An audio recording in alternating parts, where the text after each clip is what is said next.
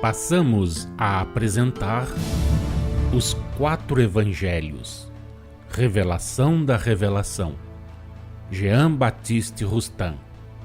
Narração, Paulo de Moraes.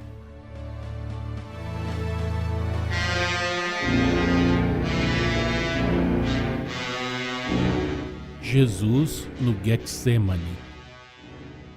Mateus, no capítulo 26, versículos 36 e 37, Marcos, no capítulo 14, versículos 32 a 34, e Lucas, capítulo 22, versículo 39, contam que Jesus se fez acompanhar dos 3 discípulos que já levara consigo ao Tabor para a transfiguração e a aparição de Elias e Moisés. Eram eles Pedro, Tiago e João.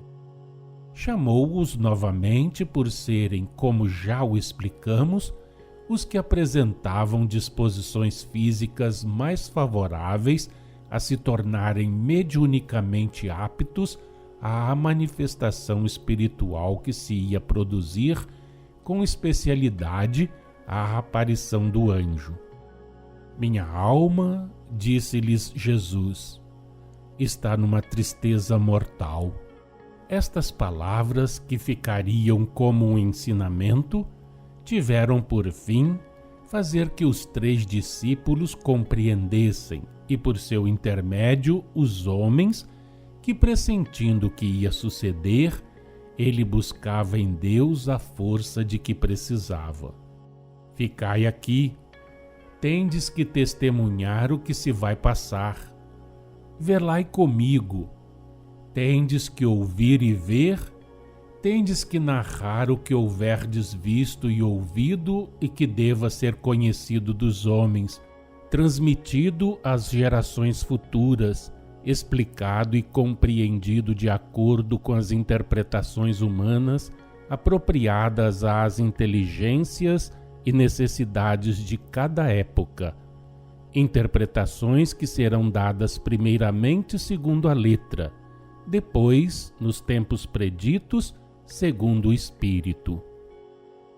Os atos e palavras de Jesus, registrados nos versículos 39 a 44 do capítulo 26 de Mateus, 35 a 40 do capítulo 14 de Marcos, e versículos 40 a 42 do capítulo 22 de Lucas, foram praticados e ditas para os homens em geral como ensino, como exemplo. Foram-no também para servirem de lição aos apóstolos e aos que de futuro viessem a ser discípulos do Mestre Divino. A uns e outros mostravam aqueles atos e palavras a submissão que lhes cumpre demonstrar sempre nas maiores angústias, a fé e a resignação que lhes não devem nunca faltar, quaisquer que sejam suas provações, quaisquer que sejam os sofrimentos que lhes estejam reservados. A vigilância que precisam exercer constantemente sobre si mesmos para não falirem, e o socorro eficaz da prece, poderoso cordial da alma. Vigiai e orai, disse Jesus aos 3 discípulos, a fim de que não entreis em tentação, de que não caiais em tentação, de não sucumbirdes às tentações. O espírito está pronto, mas a carne é fraca. O espírito está sempre pronto a conceber tanto as obras boas como as obras más. A carne, porém, desfalece e o espírito não a sabe dominar. Os 3 discípulos não dormiam um sono ordinário como o entendeis. O deles era um sono físico, mas não moral. Quer dizer que, conservando-se sujeito ao corpo, o espírito percebia as sensações deste último. Achavam-se nesse estado de entorpecimento exterior que apresenta todas as aparências do sono e permite que o espírito acompanhe, como se os visse através de um véu, os atos que se praticam em redor de si e ouça o rumor que se faça, as palavras que se pronunciem. O corpo então dormita e repousa, mas o espírito, que se não desprendeu, tudo percebe pelos órgãos materiais entorpecidos, produzindo sobre o cérebro o que ele percebe, o efeito de um sonho. Aquele sono foi em Pedro, Tiago e João, efeito da fadiga e da vigília.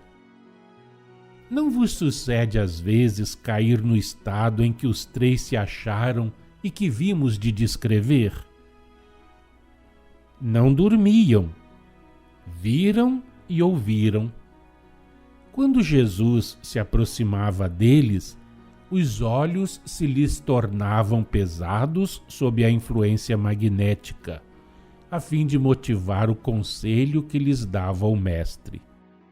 Dizendo sempre a mesma coisa, Jesus 3 vezes foi ter com eles, e não uma apenas, para lhes gravar melhor nos corações e na memória aquelas palavras que tinham de ser por eles citadas quando referissem o que se passara. Tinham de ser registradas pelos evangelistas que atravessaram os séculos e chegar a todas as gerações humanas.